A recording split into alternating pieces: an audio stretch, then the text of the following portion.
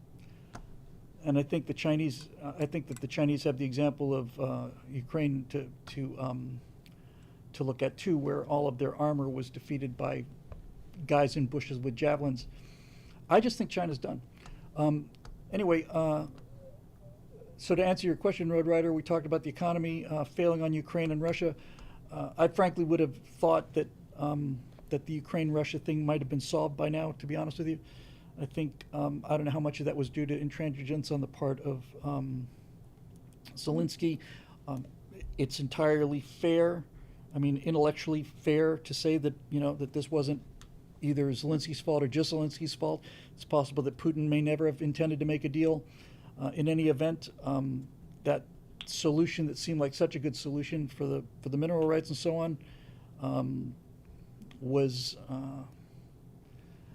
rejected. So more Ukrainian kids get killed and more Russian kids get killed. Russia's the aggressor on this. So there's no question about that. The situation is a lot more complex than it appears. I'm not saying that Russia doesn't have a case, but nevertheless, they are the ones that started the fighting.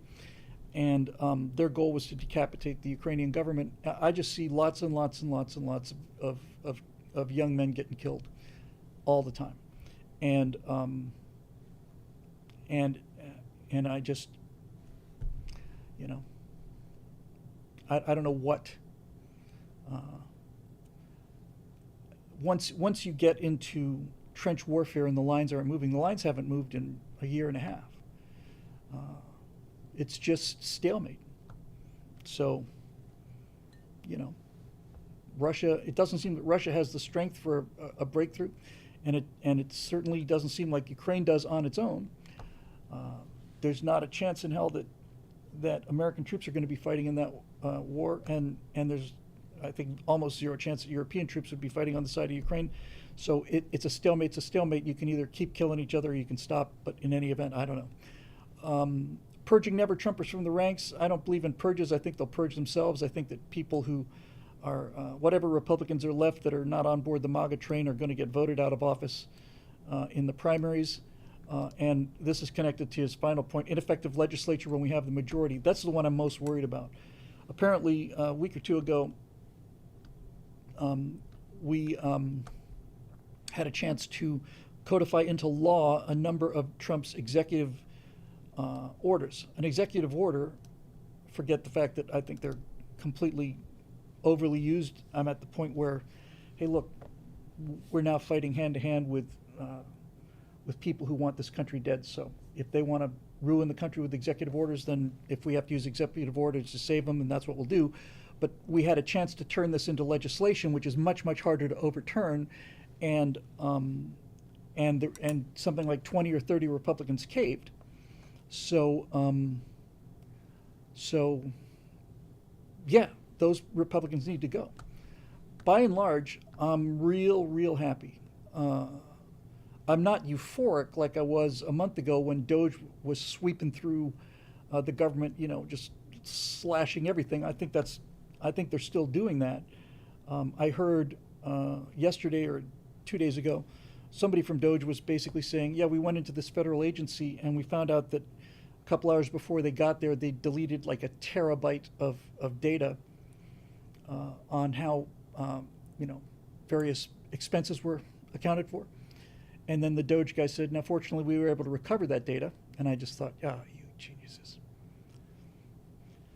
You genius.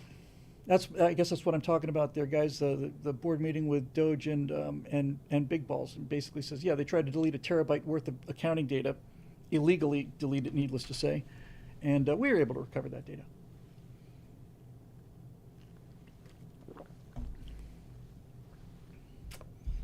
I would. He said there were rifles and barricades in the lobby of one department. Okay. So who's having the insurrection against the American people? See, the left says that the American people had an insurrection against the government, but what I'm basically saying is, no, it's a government insurrection against the people. So you can take a side. You're either on the side of the government or the people, but you've already admitted that they're opposing each other, so that's a win for conservatives. The left believe that the government is serving the will of the people, but really it's just serving the will of the government. That's what it is. Baron Grey Matter Super Chat says, I think habeas corpus for illegals need to be suspended for illegals. Then deport like crazy. Only way to sidestep the judicial coup and get it done. I don't really know about the details of that. I do worry about us overstepping the bounds of ethics and morality. But to be honest with you, illegal aliens do not have American civil rights. Those rights apply to citizens. And if they wanted to have the rights of citizens, they could have done what my wife did, and that is become a U.S. citizen. So she earned her American rights. It took 6 years. It's a long time. Okay, moving on. Bob Neef. Sounds like a similar question. I'm a big fan of due process, but are there limits? Case in point, when the left uses the Cloward-Piven strategy of allowing 12 million illegal aliens to illegally walk into the country, and yet now demand due process to get them out of the country, court hearings and retrials for 12 million would take many years. This harken back to the disturbing concept that sometimes you have to bend the Constitution in order to save it. How does due process apply to people who aren't supposed to be here? I think I just answered that question. Civil American constitutional rights are reserved for Americans. They don't have constitutional rights. It's like saying if somebody in Dakar was to claim that they're raiding our village and they're violating our constitutional rights. It's like you don't have constitutional rights. This is reserved for Americans. This is what you get for sneaking over the border. If you want to become an American citizen or a resident alien or a legal worker or whatever, that's fine. But you're not entitled to the rights that you never had in the first place because of how you got here. So yes, you can't single out one by one 15 million people. And Andrew DeLay says deportation is not a criminal penalty. Right? It's not like we're putting them in jail. We're just telling them go home, back to the country of your citizenship. You came here legally. Now you're leaving. We're not putting you in jail. We're not depriving you of your property. We're not depriving you of your freedom. We're simply sending you back to where you came from. And that seems perfectly reasonable to me. So yeah, I'm with you. They're doing everything they can to hang on to this, but one of the things that's happening we have to understand too which is going on kind of invisibly. Number one, this crackdown has caused a new influx to reach almost zero. Now that doesn't mean the damage isn't already done, but it does mean that at least we've plugged the leaks. And there are large numbers of people who are self-deporting because my understanding is if you are deported, you cannot re-enter the country. But if you got here illegally and you just basically walk home, then you can later legally apply to re-enter the country. And I think a significant number of the more honest of the illegal immigrants is basically doing that. Okay, Baron of Grey Matter says, sorry, you're wrong. They do have due process, just different and less. The due process is immigration hearing 3. Presidents have suspended habeas corpus. 3 presidents have suspended habeas corpus. I'll give you an honest answer here, Bob. I don't know enough about this to be able to comment any further on it than this. I don't think we should disregard laws and we should have respect for human rights. But in any event, clearly we cannot let this strategy succeed when they know for a certain fact that we're not going to have 15 million individual trials. I think the moral argument is it is not reasonable or required to apply American constitutional rights to people who are not American citizens. If you want American constitutional rights, you can go fight for them back home. There you go. It is in the Constitution. So what exactly is in the Constitution? The rights of immigrants to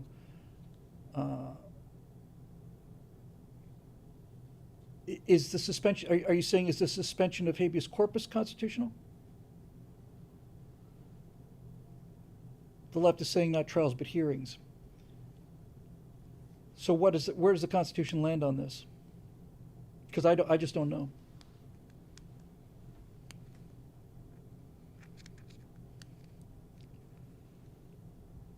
I guess I'll just kind of let that one.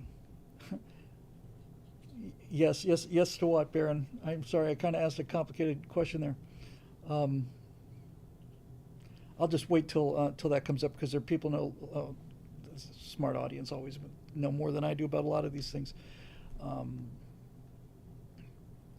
some argument about those who are not citizens, but an argument can be made that illegal immigrants don't count as members of the community. Well,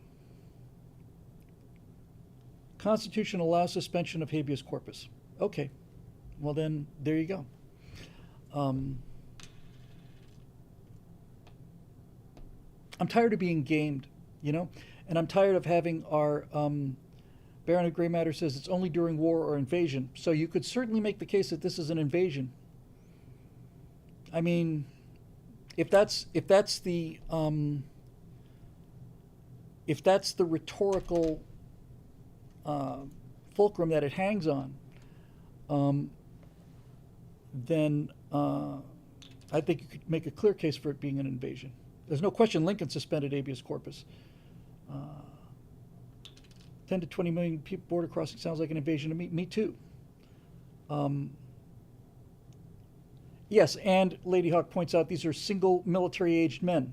That's another good argument for the invasion thing. If this was one father leading his wife and 9 kids, you know, that'd be one thing. But yeah, and a lot of these are Chinese nationals now and stuff. No, I think you could clearly define that as an invasion, and I would defy somebody. I'd defy an FDR as well. Okay, I would defy somebody to come up with a better definition of it than that. What is it? If it's not an invasion, is it a wave of immigration? It's not legal, so it's not an immigration wave. It's there's nothing. There's nothing that they can call it that isn't an invasion that I'm aware of.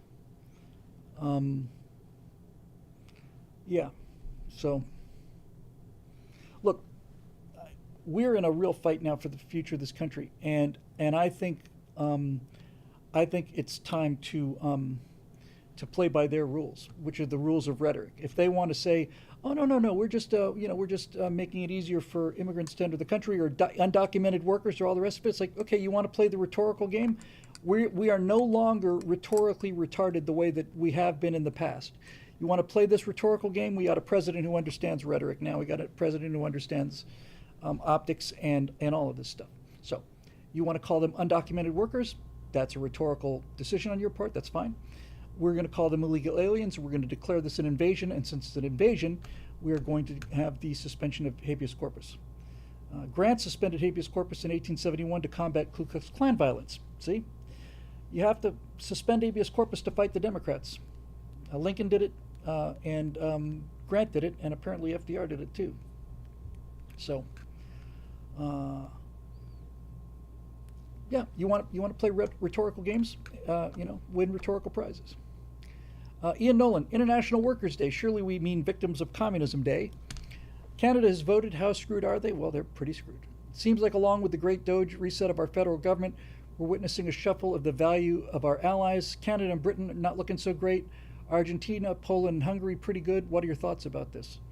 One of the few regrets I have about Trump's first 100 days is that I don't know whether the Conservatives had a real chance in Canada, but it's clear that Trump's 51st state rhetoric caused older Canadians to come out in favor of Labour just to stick it to Trump. So, I mean, like I said at the beginning of the show, you have your principles and you have your preferences, but I think that probably was Busted Nickel Swamp says President Trump actually wanted a liberal prime minister. I don't know if that makes any sense. In any event, I would like to have seen a conservative win in Canada, and I thought that he probably would have won. But all this really means is the same as Canada did in 2025 what we did in 2020. The beatings will continue until morale improves. So Canadians are going to get more immigration. They're going to get more taxation. They're going to keep voting liberal until they realize the consequences. So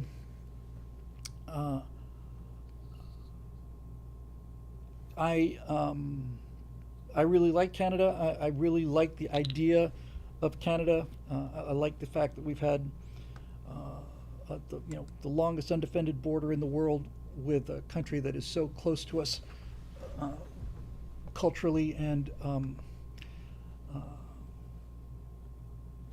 terms of values uh,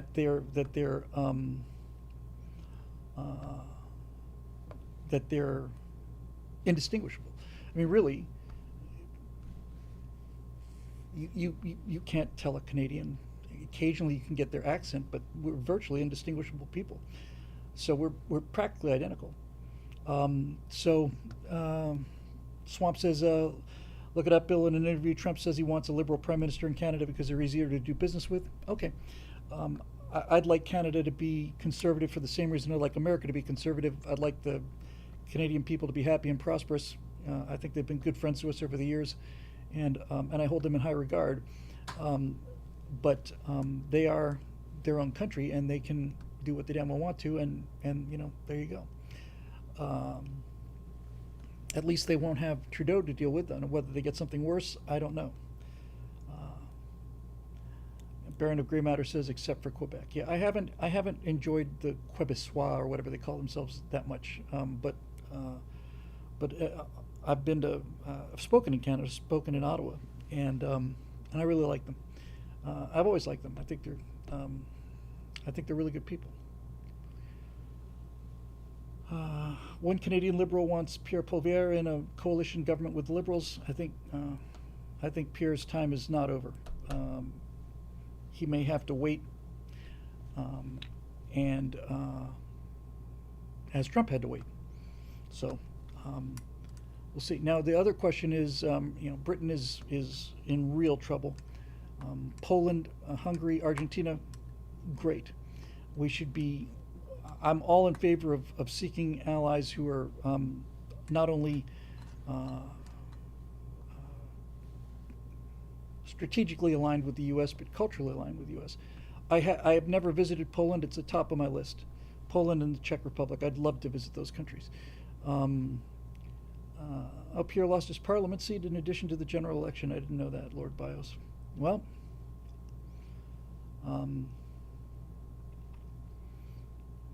yeah, I think the whole thing with Canada could have been handled better. That's one of my very few criticisms of Trump so far. And I'm not afraid to, criticize him when I disagree with him. Feel free to disagree with me, but I think that was probably a little too. I don't know. I don't know what chance the Conservatives ever had, but clearly Trump and that rhetoric made it easier for the Liberals to win, and I don't like seeing a Liberal Canada. I like seeing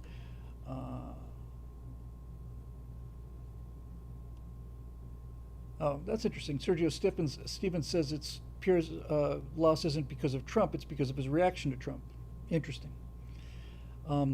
Argentina's an interesting player because it'd be great to have a real solid ally in South America. We don't really have, we have an entire continent without a, really first-class reliable ally in the way that Canada is, or at least was, and I suspect still is. Australia, his own continent, but Poland is a real gem. Argentina is a real gem. I'd love to do a lot of business with Argentina. I'd like to do a lot of business with Poland. I'd frankly like to do a lot of business with Mexico. I'd really like Mexico to be, essentially what China is in terms of kind of low-end manufacturing. And here's John Eden once again with a $99 super chat, as he always does. And John, you never fail to not only let me down, you never fail to just move me enormously with your generosity and your support. I can't tell you how much that means to me. Thank you very, very much again. You're a legend in these towns. So, $100 super chat from John Eden, and God knows how many times he's done it, but it's a lot. So, thank you very much. Um, so. Yeah, and Trump may prove to be right about the stuff with Canada too. I'll tell you the country we need to be really um, romancing. Excuse me. And that is India. India is the fulcrum of the 21st century, and there's no question in my mind. They border China. Um, they are they are the most populous country in the world. They have the potential for being an enormous market. Um, uh, India is um, India is the I don't know how to put this exactly.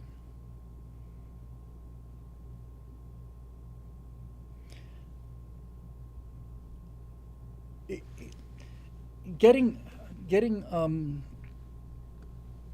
getting really cozy with India would be, I think, really in the United States' best interest. And because of the British Raj, India shares a significant amount of values with the United States, although obviously they're very different than the United States in a lot of other ways as well, very culturally different. But uh, and there have been violations of the H-1B visa and all the call centers and the scams and all that stuff. But as a general rule, as a counterweight to China, India is uh, somebody we ought to be looking at very seriously. Um, and is an enormous undeveloped resource one way or another. So I'd like to see some effort put there. I do wish that Vivek Ramaswamy hadn't just vanished at the beginning of the Trump administration. I really, everybody said he did it to run for governor, and that may be true, but man, he was just so valuable and was, I know he made a lot of statements that went the wrong way, but I miss him, and I thought he would. Hey, Ozzy, I thought he would be a lot more valuable. Um, uh, and I feel like that we could certainly use him. So we'll see. Uh, anyway, we'll see. Moving on here because we got a lot to cover. Capital G Geek, greetings from the swamps of Northern Virginia. Hello, Swampy. Good to see you. Last Stratosphere Lounge, you had a commenter, Michael Harvey, who is dealing with cancer. I put up a member's blog post about my experiences with oncology and some alternative treatments that I've looked into. And here's the link, and I will post that link.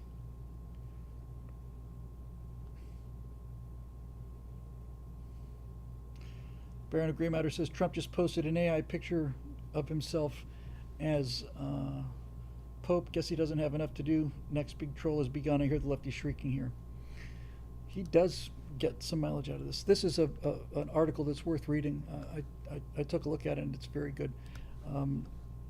By the way, this is one of the probably the greatest single benefit of membership in BillWhittle.com is the members forum and the quality of the people that we get here. So here it comes. And for those of you in YouTube, there it is. And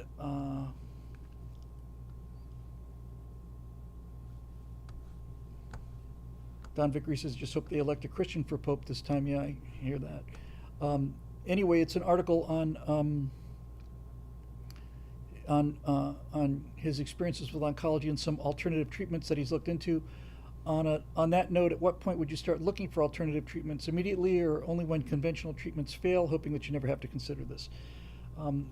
I have had a lot of experience over the last several years with non-traditional American medicine, but it's not what you think. It's not healing crystals or anything like that.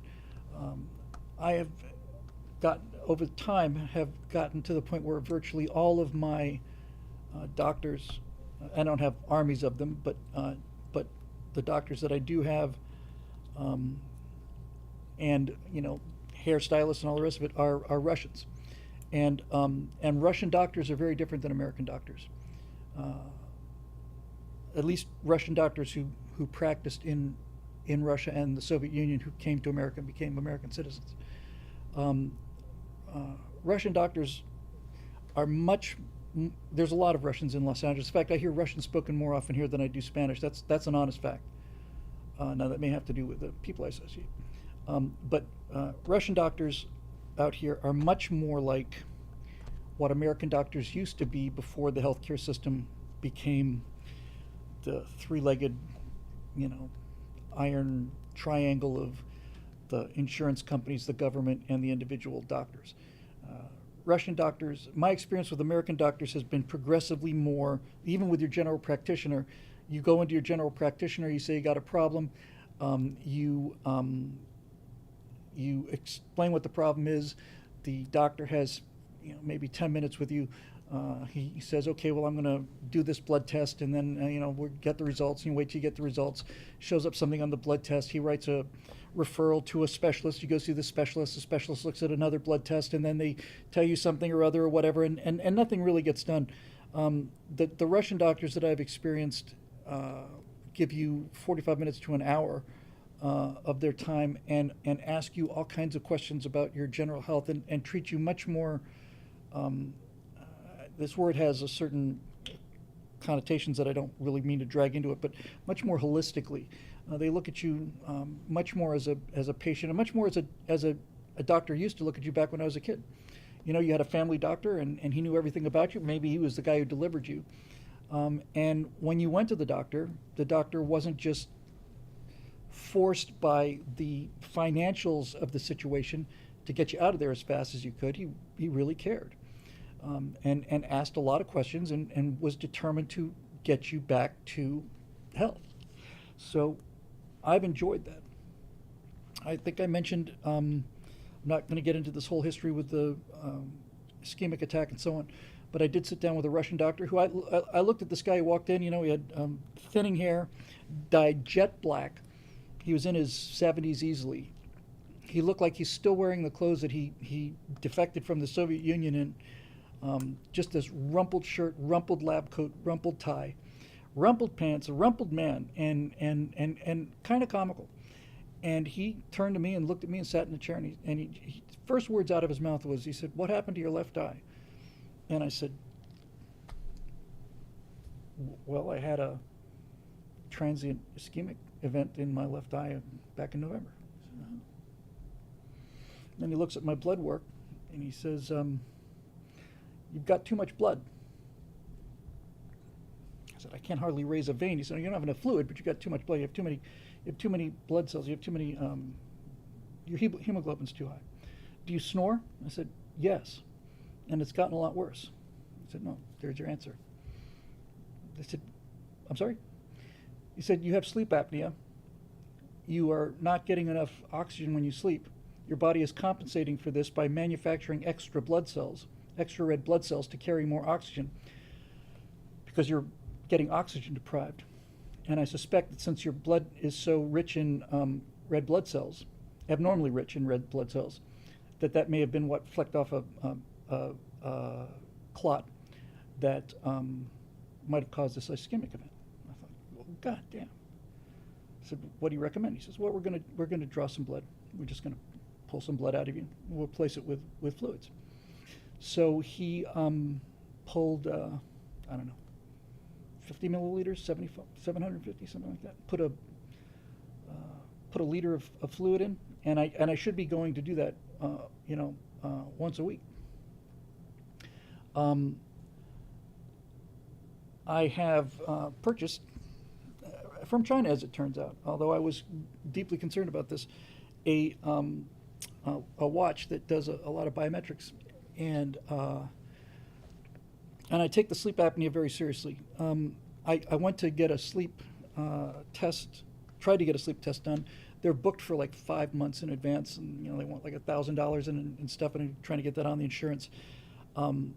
there is a home diagnostic that comes with a doctor's recommendation, and I'm going to take a look at that. That's, I don't know, $99 or $130 or something. Now this watch measures all kinds of cool things. In fact, I had never had any interest in the iWatch before. Is it called the iWatch? The Apple Watch? Apple Watch. Um, but this costs about a third of what the Apple Watch costs, and it measures my number of steps, and I'm skipping a bunch. Heart rate, blood oxygen. It does an EKG, does blood glucose, blood pressure, body temperature, blood fat percentage, uric acid percentage, and my sleep quality, among many other things. And it's enough to make me want to think about looking at the Apple Watch seriously. But in any event, I've got constant monitoring of this. Every now and then, it'll buzz and it'll say, because it set my heart rate warning at 100 beats per minute. It's gone up once while we've been doing the show. But the nice thing about it is it gives me highs and lows for the last 24 hours. So if I look at like my blood glucose for example, it was very high. I had something sweet before I came over here, which is not something I do very often. But right now it's 6.9. Minimum was 3.9. And this is great. Now blood pressure's a little high, but the minimum in 24 hours was 124/86, which isn't too bad. It hovers right around that. 124/86 for a guy who's 66 isn't terrible. The 86 is a little higher than I like. Right now, yeah, that 128/89. I don't like the 89. That's a little higher than it should be. So, somebody talked about leeches. Natasha's done leeches.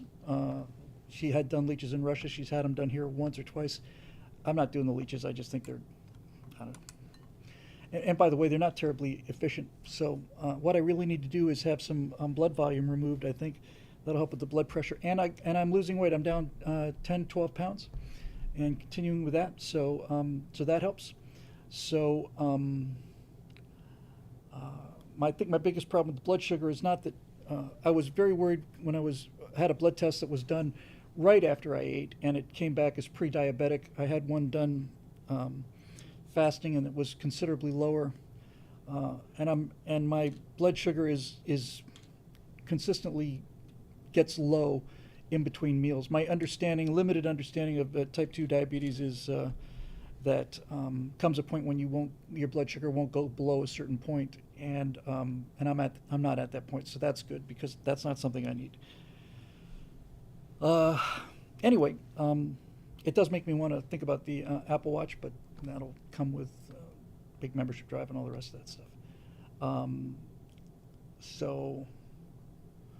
I have to do something about the sleep apnea. I had tried a CPAP machine as I was trouble sleeping. This would be back in 2009 or 10, 2011. I got a picture of myself from a sleep test I had in 2011. They said no apnea in 2011. But it is a life-threatening problem, and I need to do something about it. They have a procedure now called Inspire, I think, which is I don't think I tried using a CPAP machine for 8 or 9 months, and it was brutal. I think this Inspire deals with an implanted electrode here, and another electrode measures your blood oxygen when you or your breathing or something, and then it sends a little electric signal that moves your tongue forward, because obstructive sleep apnea is when your tongue slides back and closes the airway. But first, I need a sleep study to make sure that it's obstructive sleep apnea, not your brain just saying, "Hey, forget about breathing." But that's something I need to get on right away, because it's depriving me of a great deal of energy, and I need a lot of energy now. I'm tired a lot, and so I need to get this done. Now, losing the weight helps. Lady Hawk says losing weight will help both your type 2 diabetes and your oxygen levels when you sleep. Yes. Capital G Geeks says try a mouth guard first. Yeah, there's certain mouth guards that'll move your jaw forward, and I tend to spit those things out, but I kind of lean towards the Inspire thing because it's there. I bought for, I don't know, it was $100 or something, one of these things that provides that electrical stimulation, but it sits on a sticker outside your neck. I thought I'd try it to see if it worked, and that would help me, decide whether to do the Inspire thing. But I woke up with it, on the pillow next to me, and it just, I don't think it's just don't think it's really working very well. So I'm going to continue with the weight loss, and that'll help a lot of things, and should help my blood pressure too. So yeah, so good. Anyway, thank you for that, Capital G Geek. Moving on, Tom Reel. Hello, Bill, caretaker of Mascot Bean. Oh, that's, yeah, well, I am. I was and I am. I'll always be his caretaker, and he'll always be my little friend, and I miss him a lot. Post 100-day hype. My only real concern about POTUS 47's agenda is how he deals with rogue judges. Is it time for the spirit of Jackson to speak? Should Trump try to convince Congress to deal with the issue, or should he continue to engage piecemeal via DOJ? What would POTUS Whittle do? I think we've covered most of that, Tom, but just to recap, again, it's the difference between preferences and principles. My preferences are for Donald Trump, and I support him in everything he's doing. I'm very, very, very pleased with his 100 days, and I understand his long-term vision for the country, and I completely agree with it. And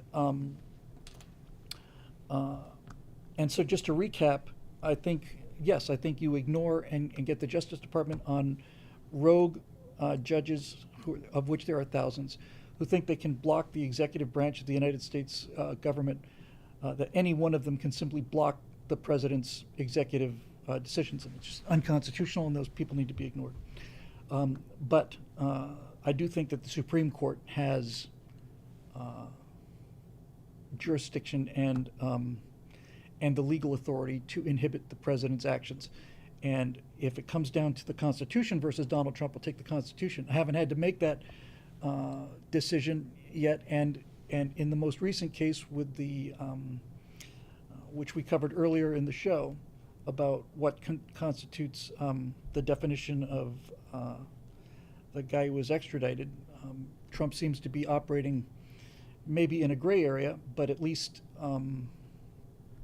he's not just plain ignoring and flaunting his ignoring of the Supreme Court the way that Joe Biden did with the student loan thing. So there you go. Busted Half Nickel Swamp says, walking 30 minutes each day, Bill, does wonders for your body and blood pressure and heart. I was walking a lot, and then I've let it slide, and I need to get back into getting used to the walking. Lady Hawk says, mouth retainer from my dentist. Yeah, I think I probably need one of those too. It might be different if I had one that was custom made and really fit. So, if he's in the gray area, then I'm willing to go into the gray area because our opposition has just plain ignored it. I'd like to stay on the. I'd like to stay out of the gray area if I can help it, but I'll go into the gray area. What I won't do is I won't cross the line. Baron of Gray Matter says universal injunctions are unconstitutional. I agree. They can only enjoin parties in front of them. Class action is their only remedy. None have risen to that. Couldn't agree more. I think they're completely illegal, and I'm there. Hey, guy on the phone says, hey, I'm here too. Good to see a guy on the phone. Name's Goldenfield. Nice to meet you. Oh, we have ourselves a character. I like characters. We got a lot of characters here. Good to see you. Thanks for joining us. Now, Marusha, who's not here, has a real long question, which is more of a. It's not really a statement. It's just like a case. Hang on a minute. I think we got another Marusha question.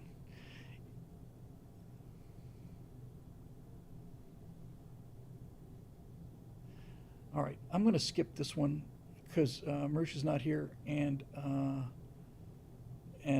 we can bring it back. And it's getting a little bit late. What time is it? How long have I been here? 2 hours and 19 minutes. We still have a bunch to do. So Marusha's got another question coming up, so I'll take that second one. Bob Neef again. Your thoughts on due process and Trump? I think we've probably covered this. I have a moderately conservative friend who argues that all these Trump conservatives don't seem to have a problem with Trump trampling on the constitutional rights of illegal aliens by not providing them with due process. What are the due process obligations that the Constitution owes to non-citizens? Yeah, Bob, I think, and of course these questions are written long before I get to them. So I think we've pretty much gone over that as much as we possibly can. So I think we pretty much thrashed that one to death. So if it's all right with you, I'll just continue on and take it as read that we at least answered that one. Roadrunner is back. Greetings from William. The Democrats are constantly telling us the type of individuals they support. I think I've determined their plans for the 2028 elections. He gives us a photo of Garcia and Waltz running in 2028. You do know who they are by who they defend, right?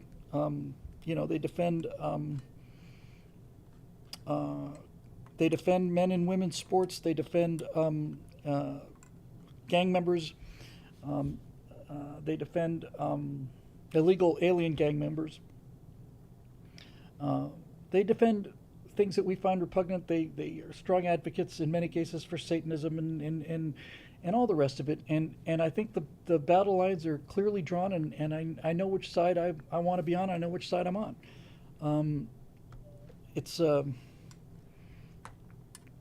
It really is a question of values, and it comes back to what I showed earlier, what I talked to earlier. If you're coming in late or if you missed it, you have to go back to the heat map about where do you put your emotional support.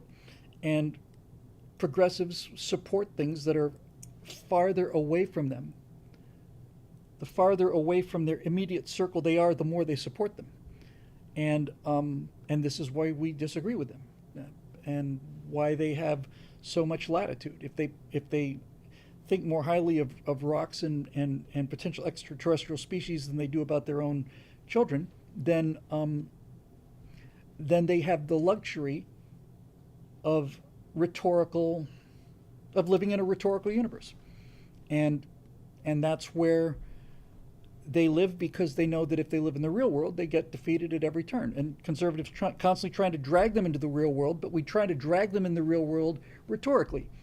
When you argue with a progressive, what you're doing is you're trying to logically convince somebody who doesn't believe in logic to change their mind. And that's not effective. That's one of the ideas behind story mechanics. Trying to get these people to change their narrative is one thing, but you have to have a better narrative. You have to have a truer narrative, and that's what we're trying to do. So there you go. Marisha Dark, Workers' Paradise. Today, seeing as it's International Workers' Day, which would have been yesterday, I guess, I was wondering how much you know about the Khmer Rouge. I was recently watching a documentary on them. I know they were brutal communists, but I never realized the sheer totality and horror of their regime. Imagine the Soviets crossed with ISIS and Ted Kaczynski and their year zero back to nature extremism. Certainly gives a Maoist a run for their money and might make a decent sequel for Empire of Terror 2 Jungle Boogaloo. All I needed to know about the Khmer Rouge I learned from The Killing Fields, which was a huge hit and not a documentary. And so therefore, thank you, Richard, very much. The Killing Fields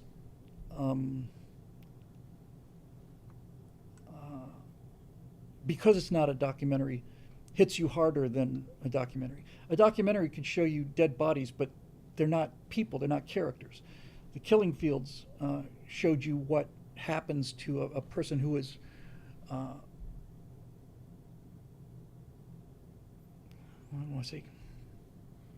consumed by the Khmer Rouge.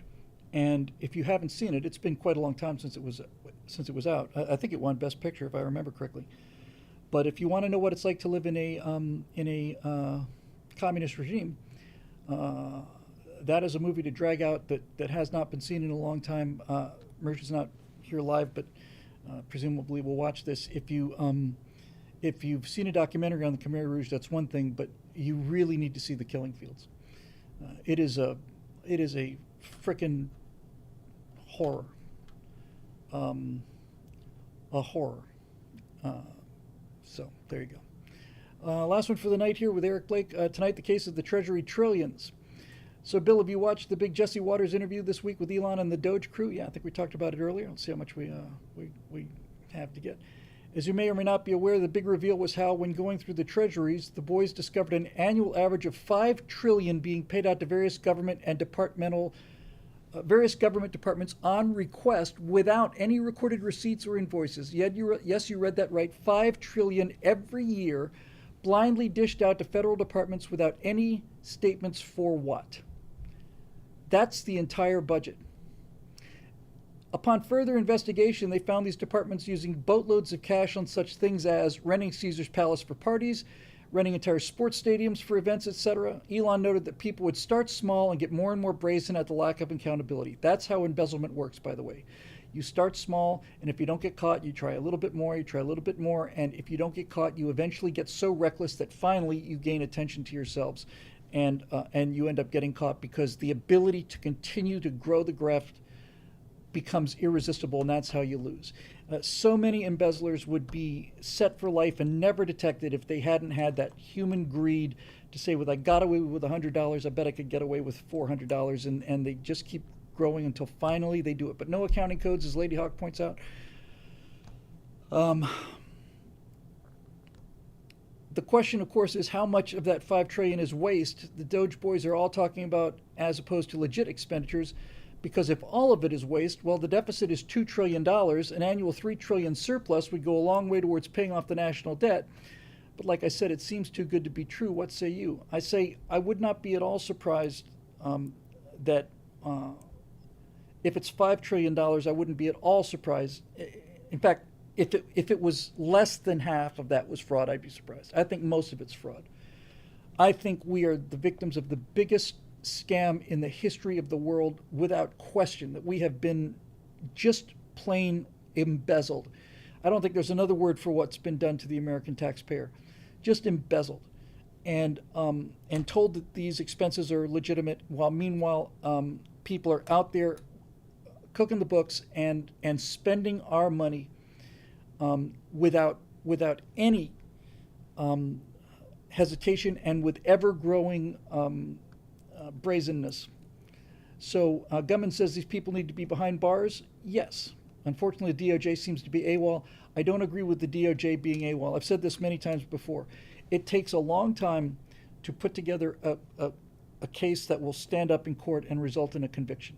I'm not terribly concerned about the DOJ not bringing indictments yet. It takes a while. You can't indict somebody until you have the evidence. If Doge announces they have the evidence on Monday, you can't very well expect the DOJ to precede them to prosecution. What I've seen of Bondi is that she seems to be serious, and so I think there are going to be a lot of people going to jail, and I think we've already seen the DOJ show that they're willing to put their money where their mouth is. So I'm actually pretty impressed with the DOJ so far. And I think in a case like this, I wouldn't start worrying for another year, to be honest with you. As much as I would like to see it, I think you want, these crimes are so enormous that I want them to go to jail, and I want them to be convicted. And if that takes longer to do it right than to do it fast, I'd rather do it right than do it fast. So there you go. Baron of Gray Matter with the Super Chat says, Dems are better at wielding power. They aren't constrained. Republicans are feckless. Republicans try to play by the rules. Dems don't even use the same book. Yes. Gumman says the DOJ needs to clean its own house. That hasn't happened yet. I suppose there's some truth to that. But they do have a new attorney general. They do have a new FBI director and assistant director, and I think a lot of stuff is happening behind the scenes. And when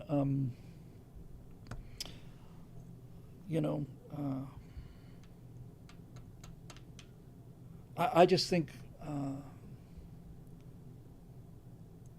I'm willing to give them time. Like I said, if causes need to precede effects, and you've got to uncover this kind of waste first. But but $5 trillion is, I mean, to be perfectly honest with you, my concern with the whole Doge thing would be that when it was all said and done, they'd only accounted for a couple of $100 billion, which is real money, but not enough to really change society fundamentally. When you find out that there's trillions of dollars that are being discussed, now we're at the point where we are able to restructure society completely, because the government may not cost anything like what they tell us it costs. I mean, it may be a full order of magnitude more expensive than what we really buy. The main thing that is the problem with the budget, of course, is are the entitlement programs. Those are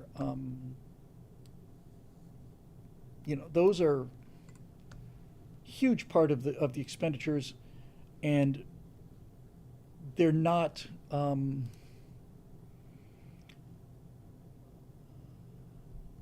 They're not something that you can you can find a lot of fraud in there, but there are billions and billions and billions of dollars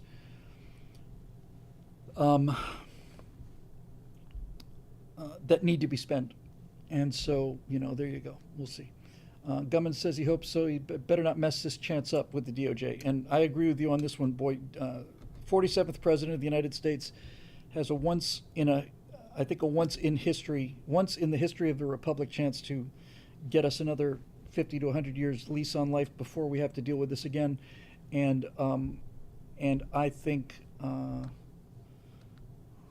think that's critical. Eric says so far Doge has found 386 billion as per the U.S. debt clock site. That's not enough. I think the fraud is much higher than that. So to give us a taste of what a trillion is, Baron of Grey Matter says 1 million seconds is 11 days, 1 billion seconds is 33 years, 1 trillion seconds is 333 years. So yeah, it's a lot. Yeah, and then there's the Pentagon. I'm so impressed with this company, Anduril. I got a video of them we've been talking about drone warfare before, and how I said you can't really shoot down a swarm of drones. I mean, you can try, but the entire idea of drones is they're so cheap that they not only overwhelm your defenses, they overwhelm your budget. You can't shoot a Patriot missile at a $60 drone.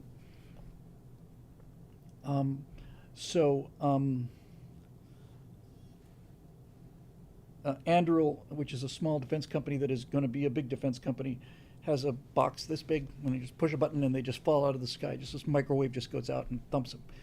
And there you go. Yeah, we're getting some pushback on those numbers, but in any event, I didn't come up with them, so we'll see.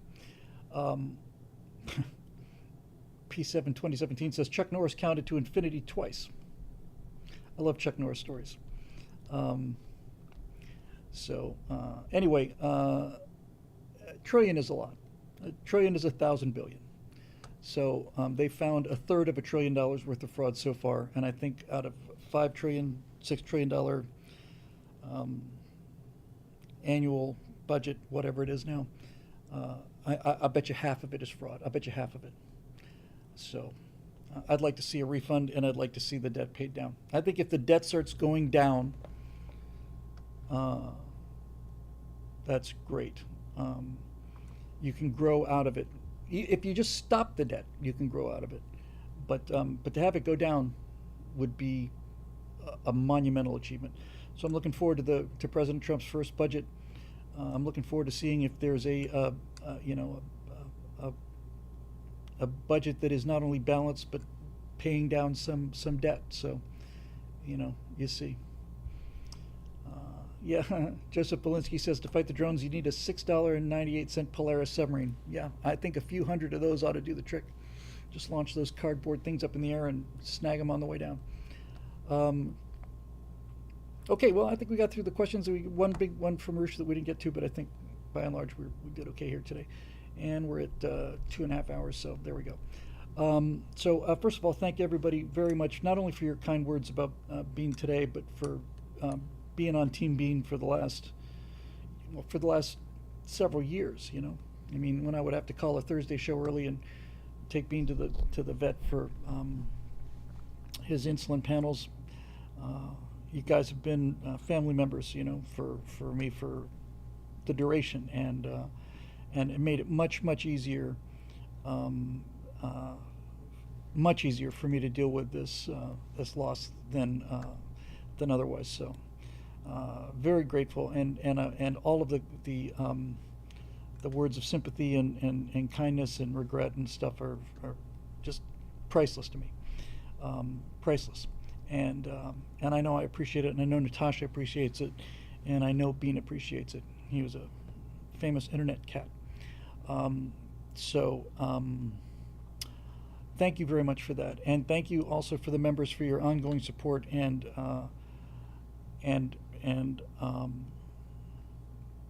just very grateful for all of that. So we're looking forward to getting this thing back in the plus column, and it's great to talk to my friends about these issues. So thank you very much for that. So again, thanks to the members. That'll do it for this edition of the Stratosphere Lounge. And we will see you Monday night. We'll have a new Mike Rose segment, and we'll talk some pop culture. And I'd like to get the micro thing up and story mechanics up, and then move on to Major Mace Mattingly, which is where my real heart is. It's really just fun. I'm seeing, again, improvements in the quality of rendering are just amazing. It's maybe Monday night we'll talk about Cyberpunk 77 with these new shaders that looks photorealistic at 120 frames a second. It's unbelievable. So be fun to talk about that again. So anyway, to our friends on YouTube, thanks for joining us. We'll see you Monday night for the Stratosphere Studio, and have a great weekend.